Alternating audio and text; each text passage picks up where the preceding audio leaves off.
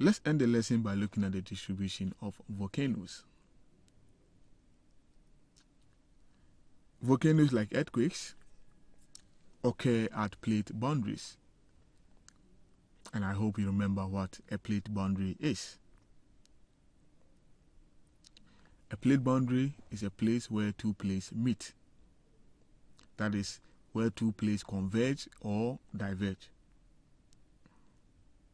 And you can see from here, we have the Juan de Fuca plate and we have the North American plate.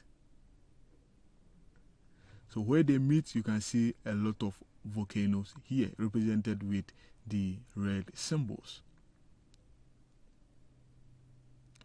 You can look at the African plate and the Eurasian plate. Where they meet, you can find volcanoes there.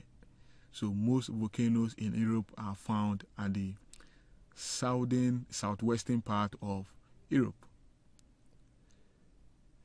Then with Asia, you can see the Filipino plate. Then we can find the North American plate here. Now, at the southern part of the North American plate and the northern part of the Filipino plate, you can find a lot of volcanoes there. Now, let's look at the Arabian plate and the African plate.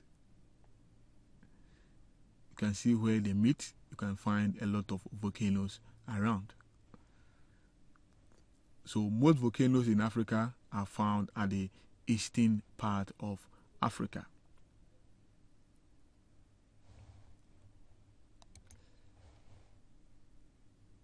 The most important place where volcanoes are present is what we call the Pacific Ring of Fire.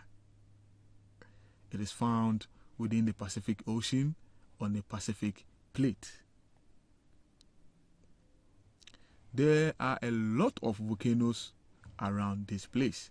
So if you are asked which place amounts to the highest volcano, don't forget to mention the Pacific Ring of Fire or the Ring of Fire. Normally, places within the Pacific are also very present when it comes to volcanoes.